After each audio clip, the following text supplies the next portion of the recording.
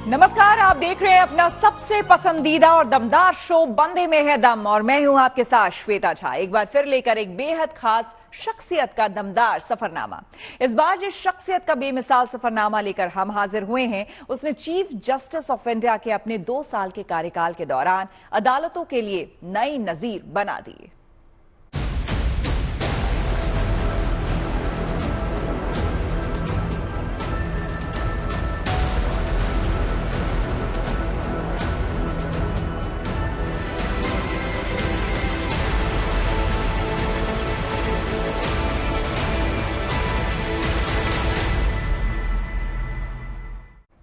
आप समझ ही गए होंगे कि इस बार की दमदार शख्सियत कोई और नहीं बल्कि बीते 10 नवंबर को भारत के मुख्य न्यायाधीश के पद से रिटायर होने वाले जस्टिस डीवाई चंद्रचूड़ हैं। जी हां, बतौर सीजेआई चंद्रचूड़ का कार्यकाल कई मामलों में बेमिसाल है। बिना किसी पूर्वाग्रह या फिर पक्षपात के उन्होंने न्याय की अवधारणा को जीवंत करते हुए जो फैसले सुनाए, उसकी गूंज आने वाले कई सालों तक सुनी जाएगी। दरअसल जस्टिस चंद्रचूड़ का ताल्लुक एक ऐसे परिवार से है जहां न्याय को पेशेवर नजरिए से नहीं बल्कि पारलौकिक दृष्टि से देखा जाता है। जस्टिस चंद्रचूड़ की मां एक आध्यात्मिक महिला होने के साथ ही शास्त्रीय संगीतकार भी थी। उस मां ने बचपन में अपने बेटे को ऐसी सीख दी कि ताउम्र वो न्याय के पथ पर अडिग पथिक बने रहे।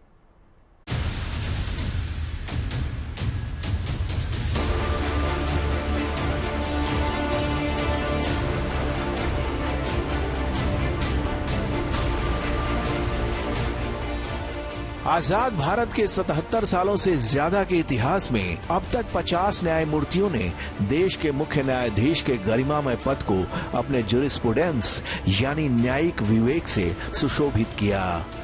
लेकिन इन 50 मुख्य न्यायाधीशों में से एक ऐसे भी हैं जिन्होंने संविधान के दायरे में मानवीय संवेदना के साथ न्याय की अवधारणा को नया आयाम दिया।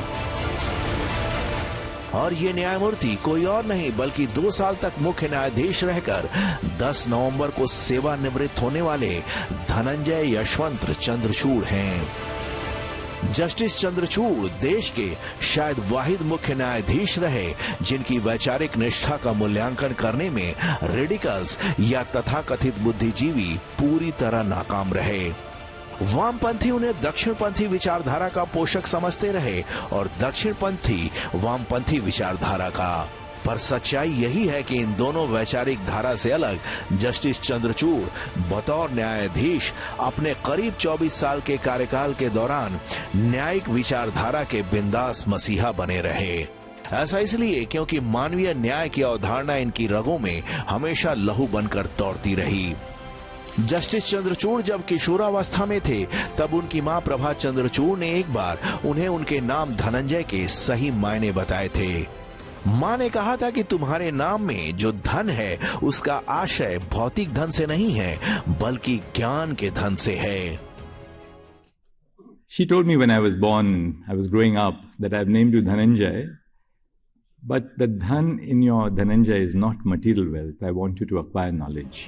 किशोरावस्था में मां की ये बातें जस्टिस चंद्रचूड़ के दिल में बहुत गहरे उतर गई और रही सही कसर न्यायाधीश पिता जस्टिस यशवंत विष्णु चंद्रचूड़ ने पूरी कर दी।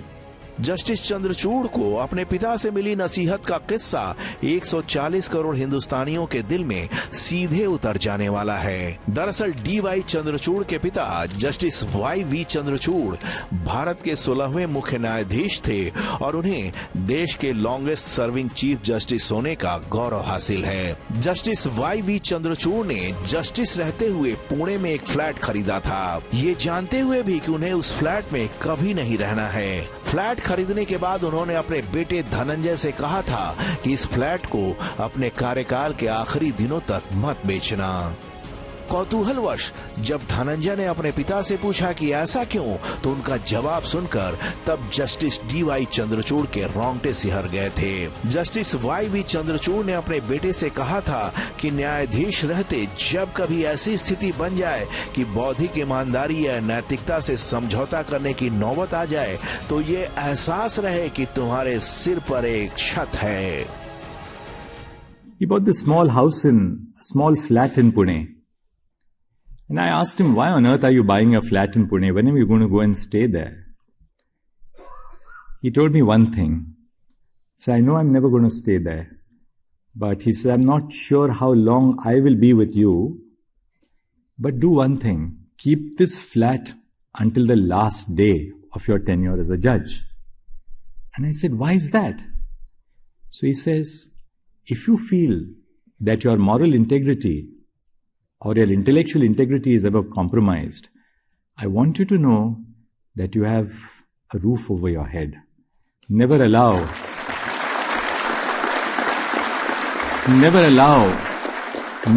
yourself to be compromised either as a lawyer or as a judge because you have no place of your own. Justice D.Y.. Chandrachud के दो बेटे हैं, अभिनव और चिंतन, और दोनों पेशे से वकील हैं। लेकिन आपको ये जानकर हैरानी होगी कि पिता के सुप्रीम कोर्ट के न्यायाधीश और मुख्य न्यायाधीश रहते हुए दोनों बेटे कभी किसी केस की पैरवी के लिए सुप्रीम कोर्ट नहीं आए, जबकि जस्टिस चंद्रचूड़ खुद अपने बेटों से सुप्रीम कोर्ट आने की बात कहते रहे। पर नैतिकता और ईमानदारी के मामले में अभिनव और चिंतन भी अपने पिता से कमतर नहीं हैं। उन्होंने अपने पिता की बात को ये कहकर ठुकरा दिया कि इससे पिता और परिवार की प्रतिष्ठा धूमिल होगी। A word for my lovely children, Abhinav and Chintan. I keep on telling them that, look, I hardly get to see you. Why don't you come to Delhi? At least come here and argue your cases in the Supreme Court. I'll at least see you once in a month. And they said to me, Dad, we'll do that after. Why should we bring disrepute to your name and our name by coming here when you are a judge? I'm truly blessed to have children who have that ethos. अपने फैसलों को लेकर न्यायिक आग्रह के प्रति बेहद दृढ़ रहने वाले जस्टिस चंद्रचूड़ निजी जिंदगी में बेहद संवेदनशील और धर्मभीरू हैं। साल 2015 में जब वो इलाहाबाद हाई कोर्ट के चीफ जस्टिस थे, तब उनके मन में बच्चा गोद लेने की प्रेरणा जगी। इस प्रेरणा को साकार करने के लिए जस्टिस चंद्रचूड़ ने दो गरीब बच्चियों को चुना जो दिव्यांग भी हैं। प्रियंका और माही नाम की इन दोनों स्पेशल बच्चियों की परवरिश जस्टिस चंद्रचूड़ इतने नाजों से करते हैं कि इसकी मिसाल दी जाती है। 10 नवंबर तक जिस इंसान के पास अपनी कलम से देश का मुस्तकबिल लिखने की शक्ति थी, वो घर आकर अपनी एडॉप्टेड बेटियों के साथ ऐसे घुल मिल जाता है मानो इनके बीच जन्मों का नाता है। वैसे तमाम महत्वपूर्ण फैसलों के दौरान न्यायिक आग्रहों के प्रति दृढ़ निष्ठा को छोड़ दें तो न्यायिक परिसर में भी जस्टिस चंद्रचूड़ अपने पूरे कार्यकाल के दौरान बेहद हम्बल और ह्यूमरस रहे हैं। 13 अक्टूबर 2013 को जब वो इलाहाबाद हाई कोर्ट के चीफ जस्टिस बने तो उन्हें फूलों की मालाएं पहनाई गईं। उसके बाद तो ये सिलसिला चल पड़ा। गेंदे के फूलों की माला की वजह से उनके कपड़ों पर दाग लग जाते थे और तब जब वो घर लौट कर आते थे तो पत्नी उन्हें टोकती थी। चंद्रचूड़ चाहते तो माला पहनाने वालों को स्ट्रिक्टली मना कर सकते थे, पर संवेदनशील और मानवीय भावनाओं का बखूबी ख्याल रखने वाले जस्टिस चंद्रचूड़ ने एक बेहद ह्यूमरस रास्ता अपनाने की कोशिश की। So I began by telling the president of the Bar Association, I said, ये आप फूल देने का कष्ट ना करें, कितना पैसा खर्च करते हैं आप। So he said, नहीं जी ऐसा नहीं है, अब इतना प्यार है, सभी का प्यार है। तो मैं said, but कष्ट आप ना लें इतने फूल देने का। At which point of time he told me the eternal truth. And he said, ये फूल आपके लिए नहीं देते हैं चीफ साहब, ये हमारे लिए देते हैं। दरअसल जस्टिस चंद्रचूड़ ने इंसान की जिंदगी में बेसाख्ता आने वाले भयानक तूफानों को बहुत नजदीक से देखा है। वो अपनी पहली पत्नी रश्मि से बेपनाह मोहब्बत करते थे और जब उन्हें पता चला कि रश्मि को जानलेवा कैंसर है तो अंदर से टूटने लगे। हालांकि जैसे तैसे उन्होंने खुद को संभाला और पत्नी के इलाज में अपनी पूरी ऊर्जा झोंक दी। दिन भर अदालत में फरियादियों के मुकदमे सुनते थे और शाम होते ही अस्पताल पहुंचकर बीमार पत्नी की तीमारदारी में शिद्दत से जुट जाते थे।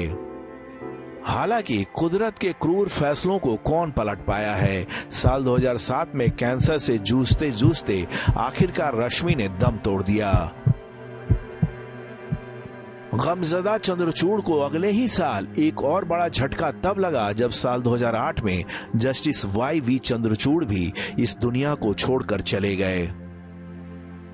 2 छोटे छोटे बच्चों के साथ तब जस्टिस चंद्रचूड़ काफी अकेला महसूस करने लगे। हालांकि निजी जिंदगी की दुश्वारियों को उन्होंने कभी अपने कर्तव्य पथ की बाधा नहीं बनने दिया। बतौर सीजेआई जस्टिस चंद्रचूड़ का कार्यकाल ऐसा रहा कि दक्षिणपंथी और वामपंथी विचारधारा के लोग उनके फैसलों को अपने अपने चश्मे से देखते रहे। लेकिन कमाल यह है कि जस्टिस चंद्रचूड़ के फैसले किसी विचारधारा की स्याही से नहीं बल्कि संविधान, कानून और न्याय की रोशनाई से लिखे गए। यही वजह है जिसे उनका फैसला रास नहीं आया, वो उन्हें ट्रोल भी करता रहा, पर उनकी सेहत पर इसका जरा भी फर्क नहीं पड़ा। चीफ जस्टिस ऑफ इंडिया का पद निसंदेह देश के सर्वाधिक शक्तिशाली पदों में से एक है। जस्टिस चंद्रचूड़ का परिवार देश का अकेला ऐसा परिवार है जिसमें पिता और पुत्र दोनों ने देश के मुख्य न्यायाधीश के गरिमामय पद को अलंकृत किया है। जस्टिस चंद्रचूड़ के पिता वाई.वी. चंद्रचूड़ 22 फरवरी 1978 से 11 जुलाई 1985 तक भारत के 16वें मुख्य न्यायाधीश रहे, जो एक रिकॉर्ड है।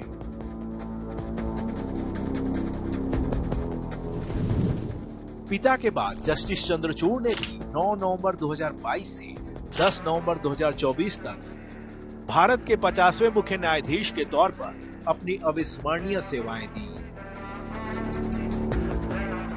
काबिले गौर है कि ऐसे परिवार से आने के बाद भी जस्टिस चंद्रचूड़ की विनम्रता, मानवीय संवेदना और विवेक अतुलनीय है। इतने बड़े ओहदे पर रहते हुए जस्टिस चंद्रचूड़ मानवीय आग्रह की कसौटी पर हमेशा 24 कैरेट खरे कैसे बने रहे, ये जानना बेहद दिलचस्प है। दरअसल न्यायाधीश की विराट कुर्सी पर बैठकर सिर्फ और सिर्फ इंसाफ के तकाजे का ख्याल रखने वाले जस्टिस चंद्रचूड़ निजी जीवन में सनातन धर्म के आग्रहों के प्रति पूरी तरह समर्पित हैं। जस्टिस चंद्रचूड़ का रोज का रूटीन सुनकर आप हैरान रह जाएंगे। वो 12 महीने ब्रह्म मुहूर्त में 3:30 बजे बिस्तर छोड़ देते हैं। नित्य कर्म से निवृत्त होने के बाद विधिवत उपासना करते हैं और उसके बाद थोड़ी देर मेडिटेशन भी करते हैं। मेडिटेशन के बाद व्यायाम करते हैं। 3 घंटे तक ये सब करने के बाद सुबह 6:30 बजे अपनी मेज पर बैठ जाते हैं।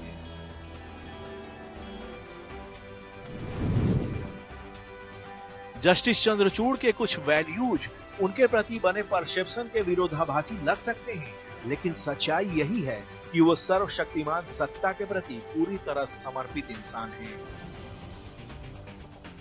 बतौर जस्टिस जब उनके पास राम मंदिर का मामला आया तो 3 महीने तक वे बेहद उद्विग्न रहे, क्योंकि करोड़ों लोगों की आस्था और न्याय के बीच ईमानदार समन्वय स्थापित करना बड़ी चुनौती थी। ऐसी स्थिति में वे भगवान के विग्रह के सामने बैठकर पूरी तरह शरणागत हो गए और उनसे प्रार्थना की कि हे भगवान, अब आप ही इसका हल निकालिए।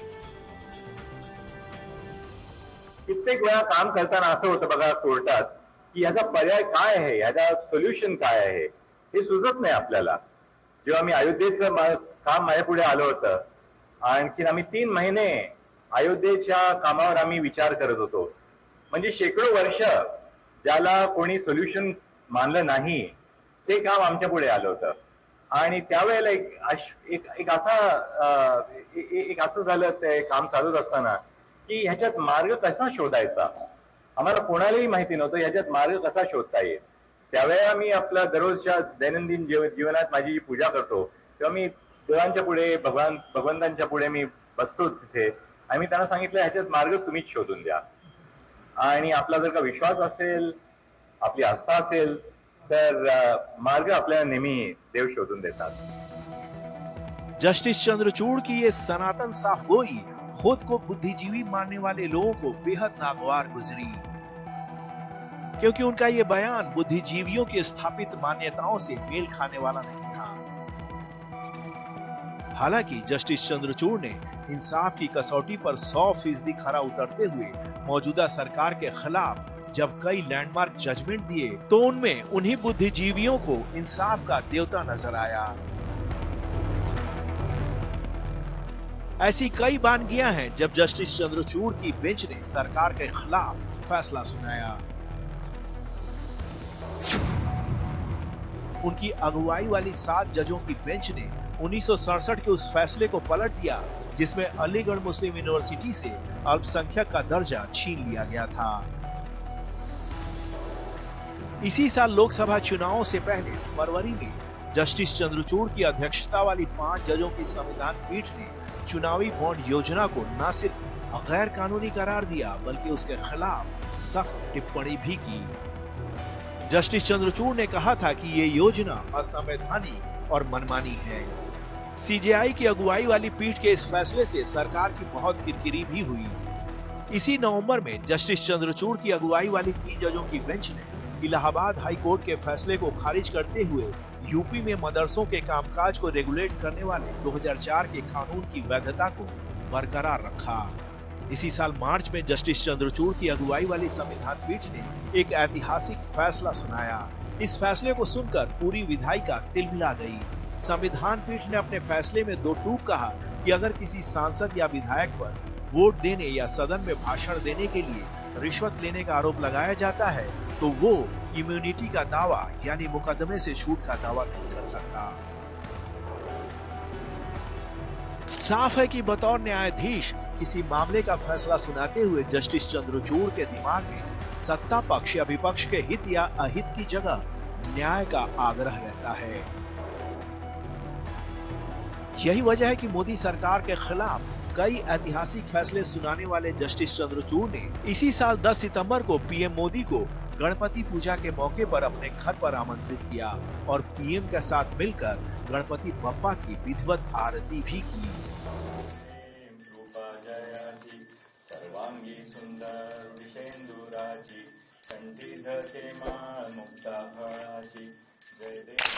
पीएम मोदी और जस्टिस चंद्रचूड़ की आरती वाली ये तस्वीर वायरल होते ही विपक्षी खेमे और उनके इकोसिस्टम में खलबली मच गई। आलम ये हो गया कि सोशल मीडिया पर जस्टिस चंद्रचूड़ के पद की गरिमा को दरकिनार कर उन्हें जबरदस्त तरीके से ट्रोल किया गया। यहाँ तक कि अपमानजनक और आपत्तिजनक बातें भी कही गईं। काफी बाद में एक इवेंट में ट्रोलिंग पर अपनी चुप्पी तोड़ते हुए जस्टिस चंद्रचूड़ ने कहा कि गणपति पूजा के मौके पर पीएम मोदी मेरे घर आए। मेरा मानना है कि इसमें कुछ भी गलत नहीं है क्योंकि न्यायपालिका और कार्यपालिका के बीच मुलाकातों का दौर सामान्य बात है। यहाँ तक कि सामाजिक स्तर पर भी ये चलता है। हम गणतंत्र दिवस के मौके पर राष्ट्रपति भवन में मिलते हैं। प्रधानमंत्री और मंत्रियों से हमारी बातचीत होती रहती है। ये बातचीत उन मुकदमों को लेकर कतई नहीं होती जिन पर हमें फैसला सुनाना होता है, बल्कि ये जीवन और समाज से जुड़ी हुई मुलाकातें होती हैं। मोदी के घर बुलाने के मुद्दे पर इस तरह का बेलौस जवाब देकर जस्टिस चंद्रचूड़ ने ट्रोलर्स को तगड़ा जवाब दे दिया। हालांकि अपने फेयरवेल स्पीच में थोड़ा लाइटर नोट पर जस्टिस चंद्रचूड़ ने अपने ट्रोलर्स पर तंज भी कसा। उन्होंने कहा कि मेरे रिटायरमेंट के बाद तो वो लोग अब बेरोजगार हो जाएंगे। Last, may I only say this? I'm sure all of you are aware of the amount that I have received my share of trolling. I'm probably one of the most trolled individuals and judges across the system. I'm just wondering what will happen from Monday, because all those who trolled me will be rendered unemployed.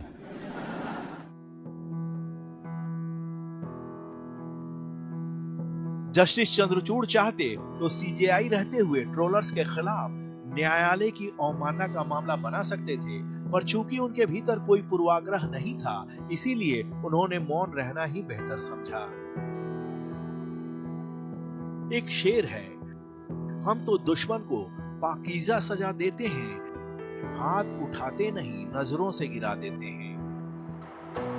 Justice Chandrachud ने trollers को लेकर शायद इसी शेर के फलसफे को जीने की राह बनाई।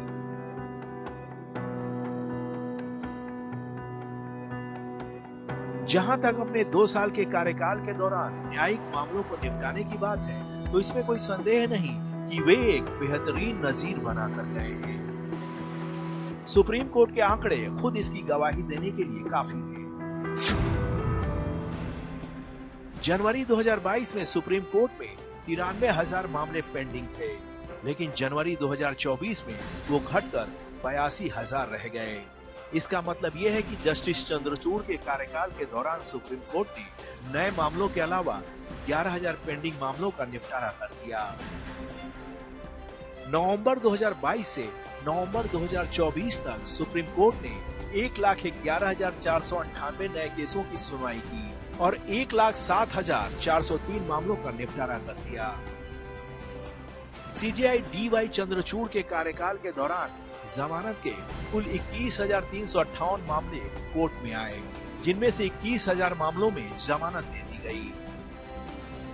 जस्टिस चंद्रचूड़ के कार्यकाल में मनी लॉन्ड्रिंग के मामलों को काफी तवज्जो दी गई और सामने आए 961 मामलों में से 907 मामलों का निपटारा कर दिया गया। कहने की जरूरत नहीं कि अपने उत्तराधिकारियों के लिए जस्टिस चंद्रचूड़ एक बेहतरीन मिसाल कायम करके गए हैं। और इस शख्स की सबसे बड़ी खासियत ये है कि इसका श्रेय लेने की बजाय ये वकीलों और अपने साथी जजों के सिर सेहरा बांध रहे हैं। But look at the kind of support which the bar has given us by the number of cases you have filed. That shows the sense of faith which you and the public have in us. In 2020, 29,000 cases were filed in the Supreme Court.